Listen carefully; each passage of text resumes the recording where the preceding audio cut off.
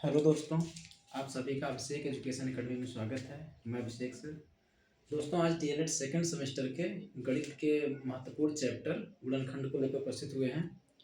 मेरा प्रयास है और मेरी टीम का भी प्रयास है कि हम कंटेंट को इतने आसान भाषा में सरल तरीके से प्रस्तुत करें ताकि जो कमज़ोर बच्चे हैं, जिनको गणित में भय लगता है गणित से, उनके लिए बहुत कारगर साबित हो। और हम जीरो शुरू करेंगे। और जो बच्चे जैसे स्नातक में जिनका कला वर्ग होता है, उनको ज़्यादा समस्याएं होती हैं गणित से और बहुत भयभीत रहते हैं गणित विषय का नाम सुन करके। मेरा प्रयास यही रहेगा कि मैं गणित को इतने आसान भाषा में समझा दूं, उन्हें लगे कि सबसे आसान सब्जेक्ट जो है गणित है। तो आइए बिना देरी किए हुए शुरू करते हैं गुणनखंड को। तो बच्चों, पहले जान लेते हैं गुणनखंड जो है दो शब्दों से मिलकर बना है, गुणन और खंड।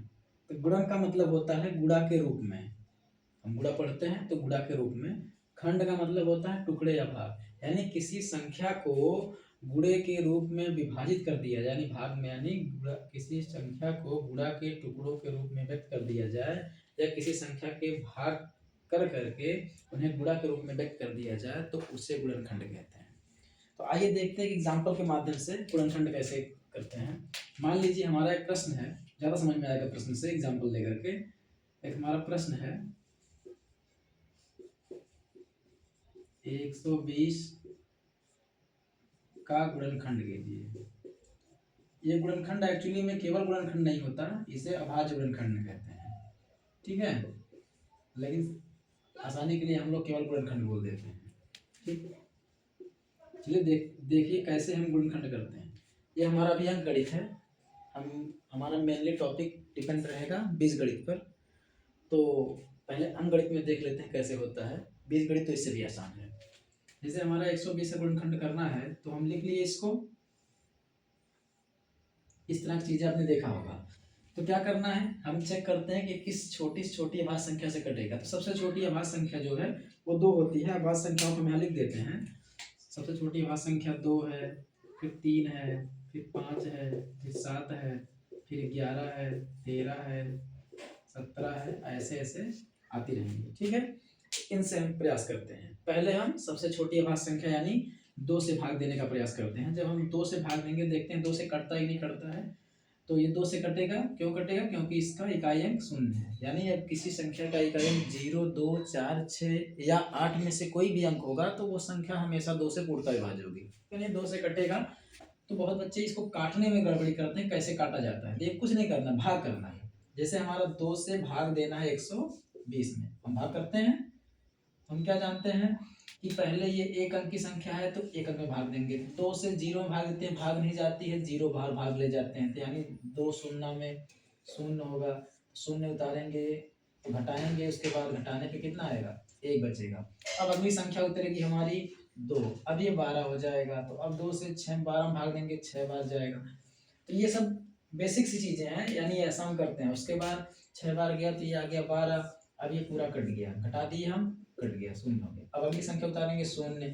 बहुत लोग यही भाग खत्म करते हैं, भाग यहाँ नहीं खत्म होगी, अभी 0 में हमने भाग देना बाकी है। अब 2 से हम 0 में भाग देंगे तो 2 का पहाड़ा कितनी बार पढ़ेंगे? 0 बार। तो यानी ये 0 आ जाएगा। तो भाग शुद्ध रूप से ऐसे दिया जाता है, लेकिन हमें यहाँ इस तरह नहीं करना है। हमें कैसे करना है वो हम देख लेते हैं। हमें भाग इस तरह से करना है,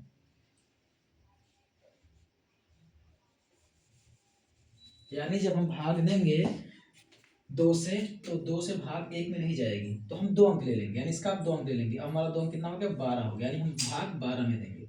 अब 2 का हम पहाड़ा पढ़ते हैं, 6 बार जाएगा, 2 छक्के 12। उसे घटाएंगे तो 1 कट गया। तो यानी अब अगली संख्या उतारेंगे 0, फिर 2 से भाग जाएगा 0 में 0 बार। ये जो हमारा भागफल आया, क्या आया? भागफल। यही भागफल यहाँ लिखा जाता है। यानी हम ऐसे क्या करते हैं, 2 का पहाड़ा पढ़े कितनी बार? 6 बार। 2 का पहाड़ा 6 बार पढ़े, 2 6 12, कट गया, 0 बचा, 0 उतरा। दिमाग में, मन में सोचिए उस चीज को। 2 से 0 भाग देंगे, 2 0 0, कट गया। अभी ये 2 से कटेगा क्योंकि इकाई अंक 0 है।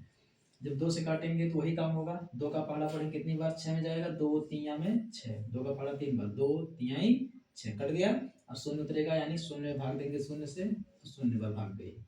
ये मत सोचे कि ये शून्य यहाँ उतारा जा रहा है, नहीं, शून्य से भाग दिया जा रहा है, शून्य पर भाग जा रही है, वो वाला शून्य है। फिर आगे अभी भी ये 2 से कट है क्योंकि इकाई अंक हमारा शून्य ही है। 2 से भाग देंगे तो 2 में 3 से भाग देंगे, यानी जब 30 आ जाएगा तो हम जब 2 से भाग देंगे तो 2 का भाग एक बार जाएगा, 2 एक कम, 2 आए घटाएंगे तो यहाँ 1 बचेगा, हमारा शून्य उतरेगा, 10 हो जाएगा। 2 का पहाड़ा पढ़ेंगे 5 बार जाएगा, 2 बच्चे 10, यानी जब 2 का पहाड़ा पढ़ेंगे तो 2 एक कम में 2, 2 एक कम 2, यानी 3 में से 2 घटाएंगे तो हमारा जो ये एक बच्चा है वो मन में हम सोचेंगे एक बच्चा है, शून्य उतरेगा 10 हो जाएगा। 2 का पहाड़ा पढ़ेंगे 2 बच्चे 10, ये 15 आ गया।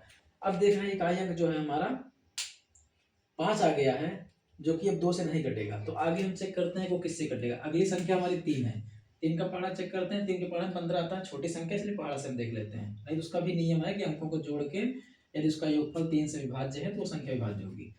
तो क्या करेंगे, 3 से भाग देंगे तो 3 एक कम 3, 3 दूनी 6, क्योंकि ये एक अंक है, एक अंक भाग नहीं जाएगा, दोनों अंक लेंगे तो 3 पच्चे 15।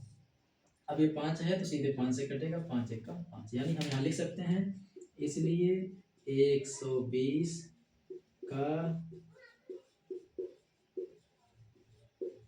गुणनखंड बराबर क्या हो जाएगा, इन्हीं चीजों को गुणा कर लेते हैं हम, हमारा हो जाएगा, इसको हम मिटा देते हैं, 2 गुणा में 2 गुणा में 2 गुणा 3 गुणा, ये हमारा गुणनखंड हो गया। अब चेक करते हैं कि सही है गलत है, कैसे गुणनखंड हो गया। ये 120 है, 120 को क्या किया गया है, गुणा के टुकड़ों के रूप में बांट दिया गया है, गुणा के टुकड़ों के रूप में बांट दिया गया है। तो देखिए 2 का पहाड़ा 2 पढ़ेंगे, 2 दूनी में 4 आ गया, 4 आ गया ना इसका। अब 4 का पहाड़ा 2 पढ़ेंगे, 4 दूनी में 8 आ गया। अब 8 का पहाड़ा 3 पढ़ेंगे, 8 तिया 24 हो गया। अब 24 का पहाड़ा 5 पढ़ेंगे, 24 बच्चे 120, यानी हमारी संख्या वही आ गई। यानी इसी 120 को छोटे छोटे संख्याओं के गुणन के रूप में बांट दिया गया है, इसीलिए इसको हम एक कहेंगे कि यह 120 का गुणनखंड है। ठीक है, ये तो अंक गणित की भाषा में हो गया। अब हम बीज गणित की भाषा में चलते हैं। आशा करते हैं कि आपको ये बहुत बढ़िया समझ में आया होगा। अगर नहीं समझ में आया तो चलिए एक और क्वेश्चन हम ले लेते हैं, आप लोग इसको उतार लीजिए, थोड़ा समय देते हैं आप लोगों को। आइए एक दूसरे एग्जाम्पल को समझते हैं, इस एग्जाम्पल को भी रहने देते हैं। अगला एग्जाम्पल हमारा है 7560 का गुणनखंड करें। आइए देखते हैं, वही करना है, ध्यान से देखिएगा, समझ में आ जाएगा। उम्मीद करेंगे कि एक ही बार में समझ में आएगा। पहले हम इसको लिख लेंगे 7560, ऐसे खींच लेंगे, आगे प्रक्रिया करते हैं। तो यहाँ हम देख रहे हैं इकाई अंक शून्य है, तो हमें पता है सबसे छोटी अभाज्य संख्या 2 उससे कटेगा, 2 से काटेंगे, 2 में 2 का पहाड़ा हम 7 में पढ़ेंगे कितनी बार में कट जाता है, यानी यहाँ भी देख लेते हैं। आप लोग ध्यान समझ लीजिएगा, इसलिए हम भाग करके दिखा रहे हैं।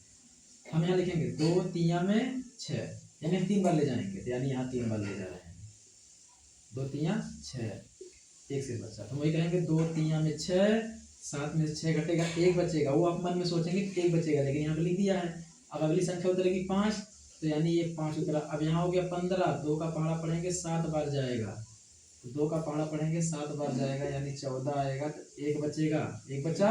अगली संख्या उतारेंगे 6 16 हो जाएगा, अगली संख्या उतारेंगे 6 16 हो जाएगा।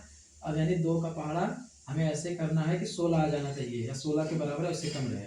2 अट्ठे 16, यानी 8 बार जाएगा, तो यानी यहाँ भी 8 बार जाएगा, 2 अट्ठे 16 हो गया, 1 कट गया। अगली संख्या 0 उतरेगी, 0 उतरेगी, तो 0 का जब 2 से 0 में 2 से भाग देंगे तो 0 बार जाएगा, यानी 0 आएगा, यहाँ पे 0 बार ले जाएंगे तो 0 आएगा, यानी इसी भागफल को हम यहाँ लिखते हैं। तो यानी हम इस तरह देख लें सीधे, 2 तिया में 6, 6 में से 7 में से 6 घटा 1 बचा, 5 का 15 हो गया, 2 सत्ते 14, 15 में से घटा 1 बचा, 6 उतरा 16 हो गया, 2 अट्ठे 16 कट गया पूरा पूरा, 0 भाग दिए, 2 शून्य 0 हो गया। फिर 2 से काटेंगे, डायरेक्ट काटते हैं, ऐसे ही यही प्रक्रिया होगी, लेकिन यहाँ देखते हैं 2 एक्का में 2, यहाँ घटेगा 1 बचेगा, 17 हो गया, 2 अट्ठे 16, 1 बचा, 18 हो गया, 2 9 18 कट गया, 0 आ गया। अभी भी 2 से कटेगा, ये 1 में नहीं जाएगी तो 18 में भाग देंगे, 2 9 18 कट गया पूरा पूरा, 9 में भाग देंगे। अब 2 चौके 8 1 9, यहाँ देखिए ये पूरा कट गया, 2 से 1 में भाग नहीं जाती तो 18 में भाग लेंगे 2 अंकों में, यानी पहाड़ा पड़े तो 2 9 18 हो गया, पूरा पूरा ये कट गया तब 9 उतरेगा, 9 में भाग देंगे, 2 चौके 8 होता है, 1 बचेगा 0, 2 5 10 हो जाएगा, 2 बच्चे 10 हो गया। अब ये देखते हैं किससे कटेगा। 3 से विभाजता करने में अंकों का जोड़ 3 का बुड़ज होना चाहिए, तो 5 4 9 9 18 3 का बुड़ज है, इसलिए 3 से कटेगा। 3 से काटेंगे, एक अंक में पहले देखिए भाग चली जाएगी, 3 3 9 कट गया पूरा पूरा, 4 उतरेगा, 3 से भाग देंगे 4 में, 3 1 3 1 से बचेगा 15 हो जाएगा, 3 बच्चे 15 हो जाएगा। आगे चलते हैं, फिर 3 से भाग भी जाएगी, 3 1 3 1, जब यहाँ पे देखिए बहुत बच्चे गड़बड़ी करते हैं, 3 से भाग दिए, 3 1 3 ये पूरा पूरा कट गया, यानी यहाँ भाग दिखा देते हैं आपको, 3 1 3 ये पूरा पूरा कट गया, हम 1 उतारेंगे तो भाग नहीं जाते, बच्चे क्या कर देते हैं 3 बच्चे 15 ऐसे लिख देते हैं, ये गलत है। जब हम भाग देते हैं, एक अंक में भाग पूरी चली गई, अब अगला अंक उतरेगा तो जब तक उसमें भाग नहीं देंगे आगे नहीं बढ़ सकते, तो यानी 3 1 3 कट गया, 1 उतारेंगे भाग नहीं जाएगी, तो 1 में हम 0 बार भाग ले जाएंगे, 0 बार भाग ले गए तो 1 बचा रह गया, अब 5 उतर गया, 15 हो गया, 3 बच्चे 15। भाग के माध्यम से देखते हैं कैसे, 3 1 3 कट गया, 1 उतारे भाग नहीं जाएगी, 0 बार भाग ले जाएंगे, हमारा 1 बच्चा, फिर 5 उतरेगा 15 हो जाएगा, 3 बच्चे 15। अब ये भाग पूरी तरह कट गई है, तो ये सही भाग है। बहुत बच्चे क्या करते हैं 15 यहाँ लिख देते हैं, वही गड़बड़ी हो जाती है, इस चीज को आप लोग ध्यान दीजिएगा। फिर अभी ये 3 से कटेगा, 5 1 6, हाँ तो 3 3 9, 2 अंक में भाग जाएगी, 3 3 9, 1 बचेगा, 5 उतरेगा 15, 3 बच्चे 15 हो जाएगा। अब आगे फिर, अब ये 3 से नहीं कटेगा, अब ये अगली संख्या हमारी 5 है, तो 5 चेक करते हैं, 5 के पहाड़े में 35 आता है, तो 5 7 35, 7 से भाग देंगे, 7 1 7, तो इसका मतलब हो गया बच्चों 7560 बराबर हमारा हो जाएगा 3, 2 गुणा 2 गुणा 2 गुणा